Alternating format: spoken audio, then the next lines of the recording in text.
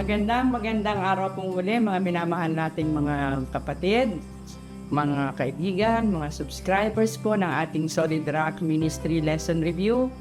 Kami po'y muling natutuwa at nagaganap na kayo'y aming makasama sa araw na ito ng ating pag-aaral. Tayo po ngayon ay nasa ika-10 topic na ang pamagat po ay ang mga huling araw. Subalit, kagaya po ng ating ginagawa, atin po muna kayong babatiin, lalo na po ang mga nagpadala dito ng kanilang mga comments, kanilang mga pangalan. Neftali, Tendan, Nang Lindero, Libertad Antique, Felix Morilia, Terenias Corpus, Eddie Layos, Alfred Rosales, Rosemary Pabillar, ng Tansa Cavite, Jose Huerquillo, ng Luzon Adventist Church, Romel Serra, Iluminada Hintay, Devin Alihenyo, Maria Bacan, Rebecca Garcia, Mary Jane Tornilla ng Baclaran, SDA Church, Cheryl Alvarado ng Dimson, Pampanga, Joy Divine, Ariel Cueto, Evangeline Luna ng Milan, Italy, Helen Penamora ng Infanta, Quezon, Romos Alibaba ng Antilas de Salag, Aurora, Earn Ministry, Melchor Baay ng Impalambong, Malaybalay, Rico Guevara, Edmond Sabio, Gianni Velasco ng Providence Church, Moneymaker, Puerto Princesa, Maria Victoria Tablizo, and Lloyd Filipina, Europe. Si Florenda Custodio ng Naik, Cavite, Hernan Pajardosa, Yodi Abinido ng Kapatalan Church, Boboy Goyo, Mercy Encina ng Pulilio, Quezon, Mirna Hilina ng Malagasang Church, and Nesitas Istobo ng Guagua, Pampanga, Daniel Macaranas, Marilyn Legaspi. At ito po naman ang mga churches na palagian po talaga silang sumusubaybay sa ating ministry nito. Ang Project 8, Seventh-day Adventist Church po, Angaw, Seventh-day Adventist Church sa Commonwealth, Puok Kapitan, SDA Church po ng Batangas, Sampaloc SDA Church Manila, ang Lutukan SDA Church po, si Ate Yuni, Kuya Ambet sa Mindanao, Ate Miriam at Kuya Wilmore, sana po ay ang Panginoon ang patuloy na gumabay sa inyo. Si Ate Emma at si Kuya Eli, si Ma'am Eden sa Legazpi, at ang ating pong bagong district pastor dito po sa aming lugar, si Pastor J. Mark Willarante. Magandang araw po sa inyong lahat. Kagaya po ng ating nabanggit, tayo po nasa pang-10 topic na ang pamagat ay ang mga huling araw. Kaya po man ang lahat ay manalangin. Panginoon ka po makapangyarihan sa lahat. Ngunit po nagpupuritan sa inyong banal na pangalan. Sa oras po ito, pangit po ay muling humingi ng pagsubay at ilugabay sa aming gagawing pag-aaral. Buksan po nawaan ng mga portion district funds sa aming pag-aaral ng aming lesson ngayon. At kaya po ngayon, patuloy rin po kaming patawarin sa aking mga kasalanan. Kung hindi po ay mga kaibigan, mga subscribers, still nag-aaral din po ng lesson na ito. I want to forward ng mga kasapunan ko kakasala sa pangalan ng Jesus. Ang talatang sa ulo po natin ay makikita natin sa Marcos 13:26. At kung magkagayon, makikita nilang anak ng tao na naparirito nasa mga lapaap na may dakilang kapangyarihan at kalawalhatian.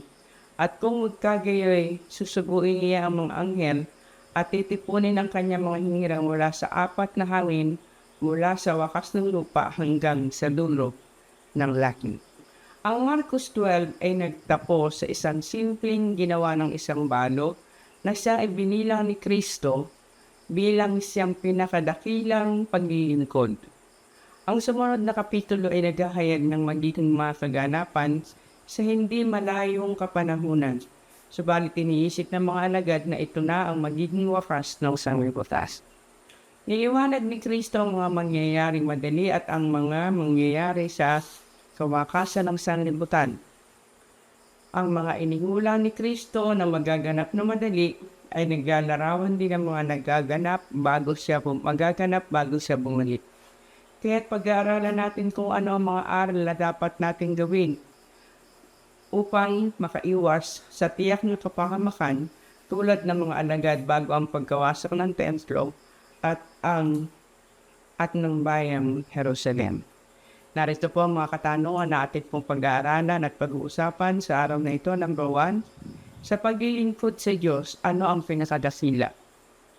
Number 2, ano ang napakahalagang aral ang makukuha natin sa pahayag ni Kristo tungkol sa dakilang templo at sa pagbabalik ni Kristo? Ang 3, aling kasukulan ang tinutukoy ni Kristo na dapat pakabantayan at takasan ng kanyang mga alagad at sa huling kapanahunan? Ano ang kaganapan na hinuna ni Kristo ang mangyayari bago siya dumating at ano ang panawagan? Number 5, kailan darating si Kristo? Malalaman ba natin?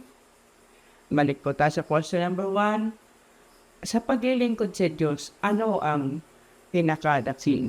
Sige po, atin pong titingnan dyan sa Marcos 12:41 hanggang 44, ano po ang sinasabi?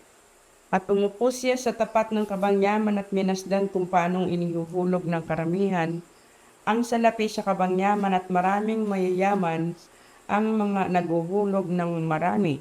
At lumapit ang isang babaeng bao at siya naghulog ng 2 lepta nang halagay halos 1 benes. At pinalapit niya sa kanyang mga lagad at sinabi sa kanila, katotohanan sinasabi ko sa inyo, ang dukhang baong babaeng ito ay naghulog ng higit kaysa lahat na naghulog sa kabangyaman. Sapagkat silang lahat ay nagsipaghulog sa kanila'y labis, datapot siya sa kanyang kasalatan, ay inihulog ang buong nasa kanya, sa makatuwid bagay ang buong kanyang ikabubuhay. So mapapansin po natin dito na ang babaeng balo, wala na siyang ibang ikakabuhay, kundi yung natitirang dadalawang beles. Ano po? Ibig sabihin talagang ibinigay na niya ang lahat. Bakit? Dahilan po sa pananampalataya at dahilan sa pag-ibig. Alam po ninyo, ito ang tanging hinahanap ng kalangitan, ang ating pananampalataya, pagtitiwala sa Diyos at pag-ibig sa Kanya. Wala na pong hihigit pa sa bagay na ito. Maaaring napakarami nating nagagawa, subalit ang katanungan ay ito ba'y ginagawa natin dahilan sa pananampalataya at pag-ibig? O sapagkat ibig natin na magkaroon tayo ng kredito upang tayo ay makapasok sa langit? So dito po ang pinag-uusapan, dapat na lahat ating ibibigay sa Panginoon. Ngayon ang tanong, sa kapanahon na natin, marapat ba na ibibigay natin ang lahat sa Panginoon? Ang sagot ay opo. Papaanong pamamaraan? Alam po ninyo, sabi diyan ay yung lahat na ikabubuhay ng babaeng balo. Ibig sabihin, paano tayo ba nabubuhay? Siyempre, kailangan natin ang wika nga ay shelter. Ano po? Pagkatapos food and drinks. Kailangan natin yun. Pagkatapos yung ating clothing, yung ating mga pananamit. Napakahalaga na anuman ang ating ikinabubuhay ay ating itatalaga o ibibigay sa Diyos. Kung tayo may nagpapagawa ng ating tahanan, ng ating bahay, kinakailangan yung pagpapagawa natin ng bahay upang tayo ay maayos na pagpaglilingkod sa Diyos. Hindi upang magmalabis. Ano po? Yun kasi ang karamihan ay yung pagmamalabis. Kung tayo'y bumibili ng ating pagkain, dapat ang ating binibili ay mga pagkain na uukol sa paglilingkod sa Diyos. Hindi kung ano yung ating maibigan. Hindi kung ano yung makakasatisfy sa atin, kung hindi kung ano ang makaluluwalhati sa Diyos. Maging sa pananamit, kinakailangan na kung tayo man ay bibili ng damit na ating may susuot, ay bumibili tayo, hindi dahilan ito ay signature, hindi dahilan ito ay uso, kundi sapagkat ito ang marapat na paglilingkod sa Diyos. So yung pong larawan ng pagginawain ng lahat ng kanyang ikabubuhay ay nagsasabi lamang, nagpapahayag lamang na dapat lahat sa ating buhay ay patungkol sa paglilingkod sa ating Panginoong Diyos. Okay po, at sa ating pong pangalawang katanungan, ano ang napakahalagang aral ang makukuha natin sa pahayag ni Kristo tungkol sa dakilang templo at sa pagbabalik ni Kristo? Ayan. So tayo po ay nasa Kapitulo 13 na. Tingnan po natin, talatang 1 hanggang 13. Ano ba ang sinasabi? At paglabas niya sa templo ay sinabi sa kanya ng isa sa kanyang mga alagad, Guro, masdan mo, napakainam ng mga bato at pagkainam ng mga gusali. At sinabi ni Jesus sa kanya, nakikita mo ba ang malaking gusaling ito? Walang matitira dito isang bato sa ibabaw ng kapwa bato na di ibabagsak. At samantalang siya nakaupo sa bundok ng mga olibo sa tapat ng templo, ay tinanong siya ng lihim ni Pedro at ni Santiago at ni Juan at ni Andres, sabihin mo sa amin kailan mangyayari ang mga bagay na ito? At ano ang magiging tanda pagka malapit ng maganap ang lahat ng mga bagay na ito? At si Jesus ay nagpasimula magsabi sa kanila, mga ingat kayo, huwag kayong paligaw kaninong tao. Maraming paririto sa aking pangalan na magkisipagsabi ako ang Kristo at maliligaw ang marami. At kung nang mga karinig kayo ng mga digma at mga alingaw-ngaw ng mga digma, ay huwag kayong magulumihana ng mga bagay na ito'y dapat mangyaring datapot hindi pa ang wakas.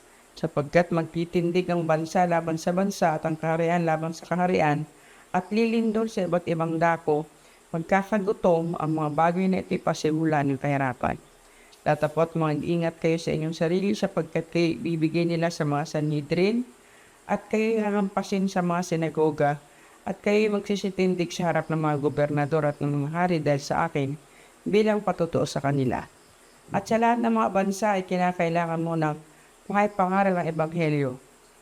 At pagka kayo dinala sa harap ng mga kapulungan, at kayo ibigay, ay huwag kayong mga balisa kung anong yung sasabihin, datapot ang ipagkaloob sa inyo ang oras na iyon ay siya yung sabihin, kapagkat hindi kayo nagsasalita kundi ang Espiritu Santo. At ibibigay ng kapatid sa kamatayan ang kapatid, at ang ama sa kanyang anak, at magsisipag. Himagsik ang mga anak laban sa magulang at sila'y ipapatay. At kayo'y kapupuutan ng lahat ng mga tao dahil sa aking pangalan. Datapot ang magtiis hanggang sa wakas ay siyang maniligtas. So, mga minamahal, napakalaga po na ating pakatatandaan. Una, ipinapansin ng mga alagad sa Panginoon ang kagandahan ng templo at ng mga gusali doon sa Jerusalem.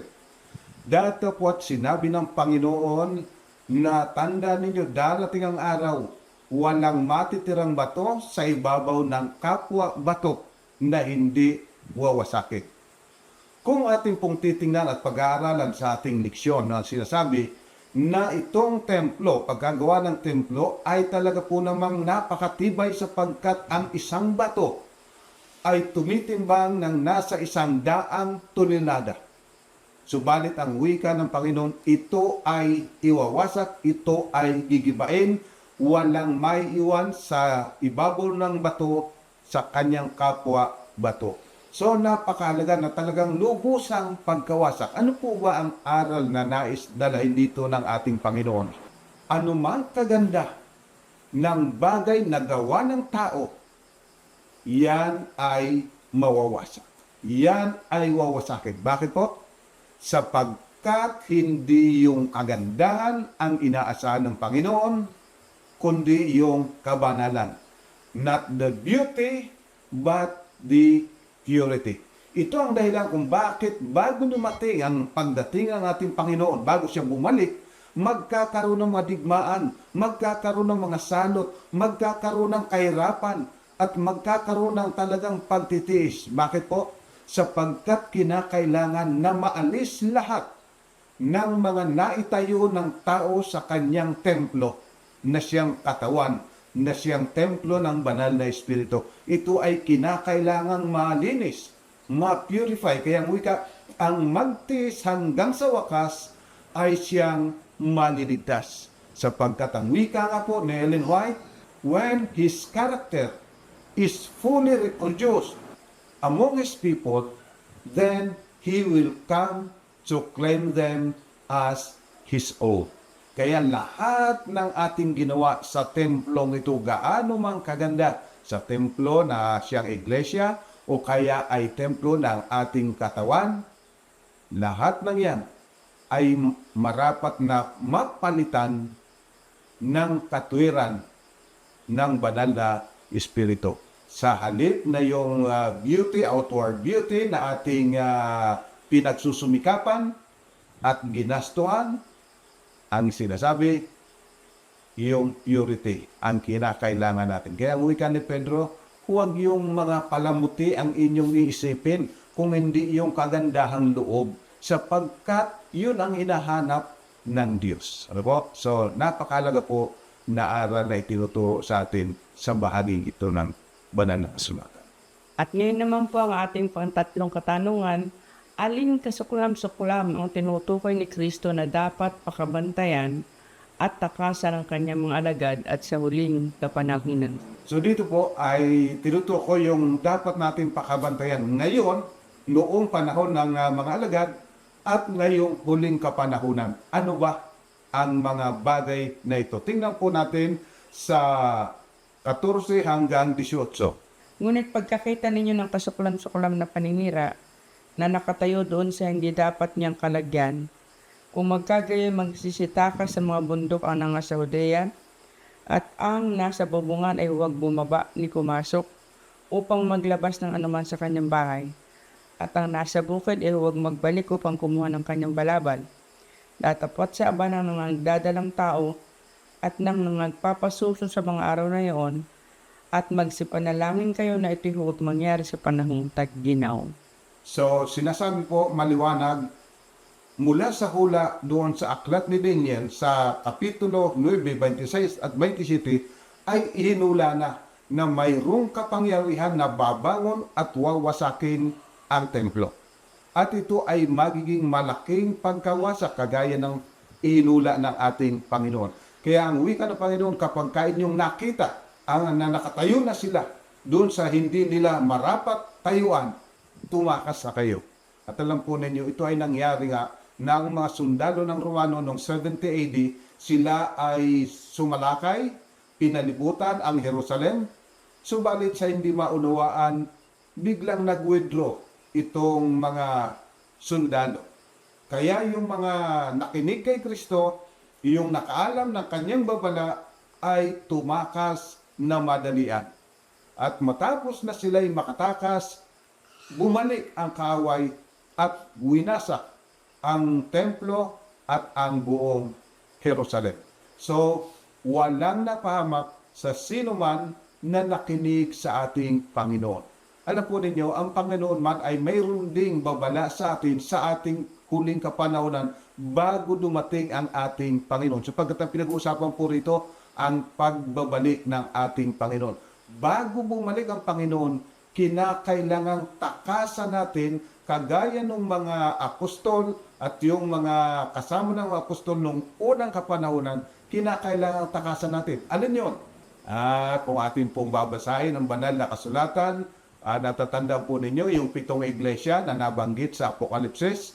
Pagdating dun sa huling iglesia, yung tinatawag na Laodicea, ang sabi ng Panginoon, sapagkat kayo hindi mainit o malamig, isusuka ko kayo. Inyong sinasabi kayo'y mayaman, na kayo ay walang pangangailangang anuman, datapot ang wika ng Panginoon, kayo'y humad at kayo'y kahiyahiya.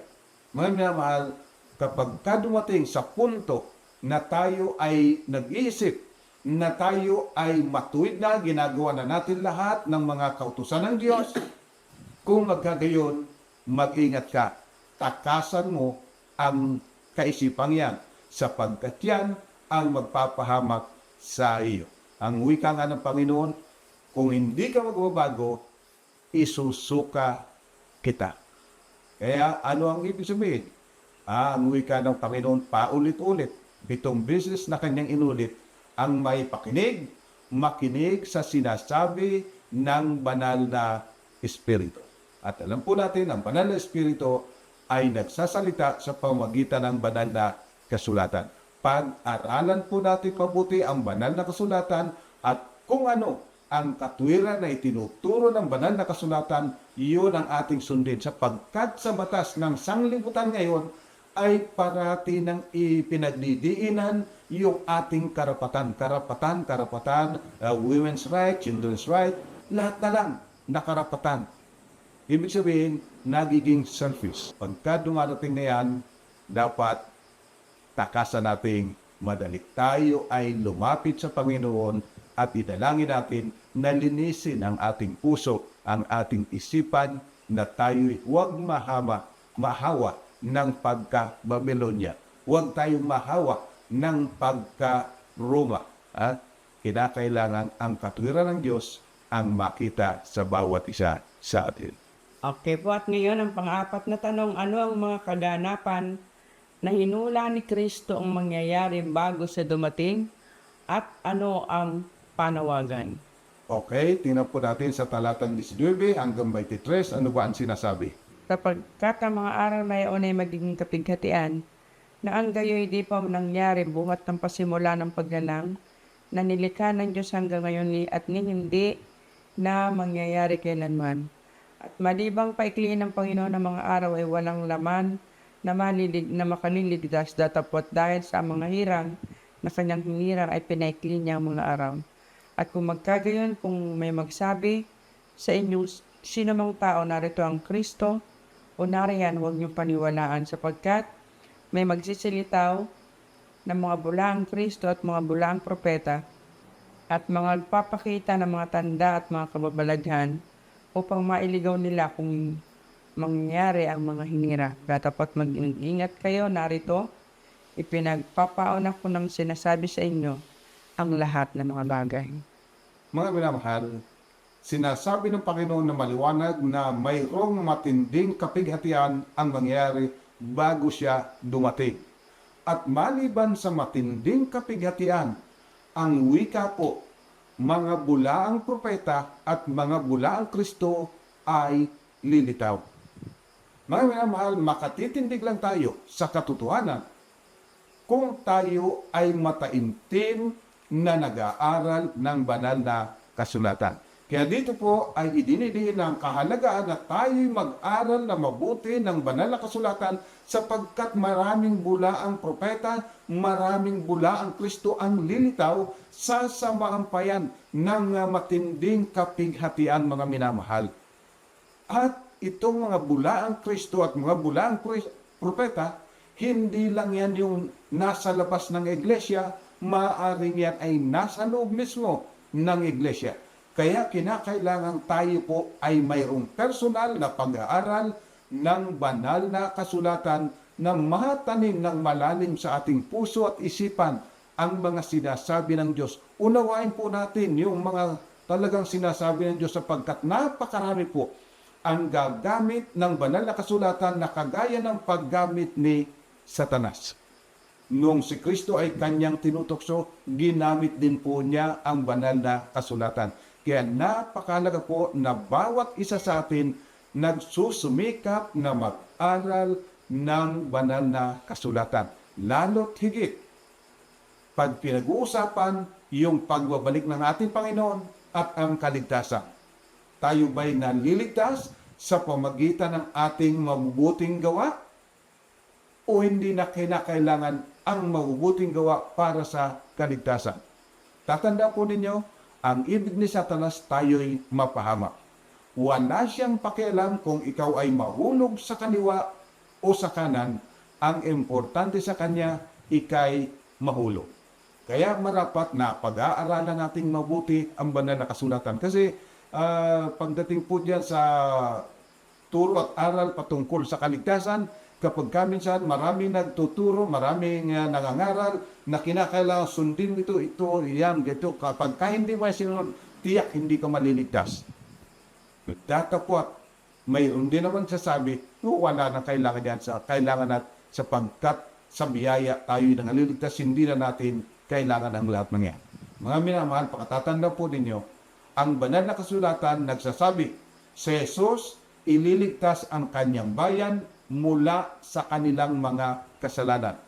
At kapag tinignan po ninyo sa original na salita, yung kasalanan na binanggit dito is hamartia. Yung sa 1 at 3:4, ang sinasabi ron, anomia o lawlessness. Kasalanan din yon. Pero ang sinasabi po sa Mateo 1:21, ililigtas tayo sa hamartia. Ano ba yung hamartia? Ito yung dahilan na tayo ay nagkakasala. Yung ating mga kahinaan, yung mga hilig ng ating laman, ililigtas tayo roon ng Panginoon. Pero hindi ibig sabihin, kapag ginawa mo ito, sinunod mo ito yan, maliligtas ka. Inililigtas ka, kaya mo magagawa iyo. Kaya si Komisyon tiyatanong, ikaw ba naniniwala, ikaw ay ligtas na? Kung pinag-uusapan po ay yung kaparusahan sa kasalanan, opo, tayo'y naligtas sa pamagitan ng kamatayan ni Kristo. Datapwat kung ang pinag-uusapan natin ay yung pagkaalipin sa kasalanan na kagagawa ni Satanas, tayo ay patuloy na nililinis at inililigtas sa biyaya ng Diyos at sa kapangyarihan ng banal na Espiritu. So, tatanda po natin, pag-aralan natin mabuti ang banal na kasulatan sapagkat maraming bula ang Kristo, maraming bula ang propeta na magtuturo at magpapahayag pa ng mga dakilang tanda. Okay po, at ngayon po naman ay natas na sa huling katanungan na tayo, number 5. Kailan darating si Kristo? Malalaman ba natin? Ayan, tingnan po natin sa talatang 28 hanggang 32, ano ba ang sinasabi? Sa punuan ng igos ay pag-aralan ninyo ang kanyang talinhaga. Pagka nanariwa ang kanyang mga sanga at sumupling ang mga dahon ay nalalaman ninyo na malapit na ang tag-araw. Gayon din naman kayo pagka nang nakita ninyong nangyari ang mga bagay na ito ay talastasin ninyo na siya ay malapit na. Nasa mga pintuan nga. Katotohanan ang sinasabi ko sa inyo, hindi lilipas ang langit ito hanggang sa maganap ang lahat ng mga bagay na ito. At ang langit at ang lupa ay lilipas, datapat ang aking mga salita ay hindi lilipas. Ngunit, tungkol sa araw o oras na iyon ay walang nakakaalam, kahit ang mga anghel sa langit, kahit ang anak, kundi ang Ama. So, malalaman ba natin? Maliwanag po, yes. But, no. Malalaman natin sapagkat kagaya ng puno ng ulibo kapag ito'y nagdadago ng sariwa, ibig sabihin, malapit na ang tag-araw. Ganon din po, kapag nakita na raw natin lahat ng mga palatandang ito, nalalaman natin malapit na. So alam natin. But no, sapagkat ang wika, hindi natin malalaman ang araw at oras. Sapagkat kahit anghel, hindi alam ang araw at oras ng kanyang pagbabalik. So, no. Subalit, napakalaga na unawain, alam nating malapit na. Bakit? Sabi ng Panginoon, hindi nalilipas ang lahing ito. This generation, kapag ka nag-umpisa raw po na makita natin, lalo tigit yung mga daluyong ng dagat, ayon sa aklat ni Lucas, kapag ka nag-umpisa na ang sanglibutan na matakot dahilan sa mga daluyong ng dagat, hindi nalilipas ang lahing ito, ang sinasabi ng ating Panginoon. So, magmula po nung ang tao ay matakot dahilan sa global warming na siyang magdadala ng malalaking pagbaha, malalaking alon na wika nga nila ay kung hindi magbabago o magpapatuloy yung rate ng pagkasira ng ozone layer by 2050, lulubog ang karamihang syudad sapagkat ang dagat ay tataas ng nasa 60 meters. So, ang sabi ng Panginoon, hindi naman darating doon. Kapag ka nag-umpisa na, ang tao ay matakot na hindi na nilipas ang henerasyong ito. Ibig sabihin, hindi na lalampas ng 40 years at darating ang Panginoon. So, kailan siya darating? Hindi na po magtatagal. Anong araw? Hindi po natin alam. Anong oras? Hindi natin alam. Subalit ang tiyak, napakalapit na. Kaya minamahal, kumanda kang siya'y salubungin. Okay, dito po nagtatapos ang ating talakayan at iiwan po namin sa inyo ang mga summary nito. Number 1, Ang pag-ibig sa Diyos dahil sa pananampalataya ang pinakadakila sa harap ng Diyos. Lahat ng magagandang ginawa ng tao ay wawasakin upang magbigay daan sa magandang gagawin ng Diyos sa tao. Ang kabanalan. Number 3, ang kasuklam-suklam na ang napagtayo ng Roma. Sa banal na dako ay tanda ng pagtakas. Gayon din ang makaromang ugali ay dapat nating takasan upang maging ligtas. Number 4, mahalagang mag-aral na mabuti sapagkat marami ang bulaang propeta at bulaang Kristo, maging sa labas sa loob ng iglesia. Number 5, hindi nalilipas ang lahing ito at darating na si Kristo, kaya dapat tayong maging handa. So mga minamahal, sana po muling nakatulong itong ating maikling pag-aaral na ito, ang pagpapalo ng Panginoon, kamta natin sama-sama. Tayo po ay manalangin. Ama po naming banal, muli po kami lumalapit sa iyo na nagpapasalamat na iyong ipinaunawa sa amin ang mga mahalagang bagay na dapat naming matutunan at maisakabuhayan. Una sa lahat, tulungan kami ang banal na matutunan ibigan ka ng buong puso, ng buong lakas at ng buong kaluluwa. At ibigin namin ang aming kapwa na tulad sa aming mga sarili. At ang banal, tulungan nawa kami na sa anumang bagay na aming ginagawa, ang gagawin namin ay ang lahat na patungkol sa paglulahati sa iyong dakilang pangalan, hindi paglulahati sa aming sarili. Na maunawaan na ang kalinisan, kabanalan, ang iyong hinihintay at hinihingi na mangyari sa amin sa kapangyarihan ng banal na Espiritu. O ang banal, tulungan nawa kami na maging mapag-aral ng iyong banal na salita at maging masunurin sa lahat ng iyong mga tagubilin. O ang banal, ipagpatawad po nawa lahat ng aming mga pagkukulang at pagkakasala at patuloy po na ipagkaloob sa bawat isa sa amin ang iyong mayamang biyaya. Pagpalain po ang aming mga mahal sa buhay at patuloy na pagpalain ang buong iglesia. Kami po nawa ay sama-samang maging handa sa napakalapit ng pagbabalik ng aming Panginoon. At maging handa rin kami na tumulong at mangaral sa iba upang marami pa ang maging handa para salubungin ang aming Panginoon. Salamat po ang banal sa iyong pagpapatawad. Salamat po sa pagdinig mo sa aming dalangin. Salamat po sa tiyak na mga pagpapalang ipangkakaloob mo sa amin sapagkat kayo po'y lumalapit sa iyo sa ngalan po ng aming Panginoong sa Jesus. Amen. So mga binamahal, ang pagpapala ng Diyos, kamta nating sama-sama. Hanggang po sa susunod, patuloy po nating i-share at i-like ang palatuntunan ito upang patuloy na maluwalhati ang ating Panginoon. God bless po.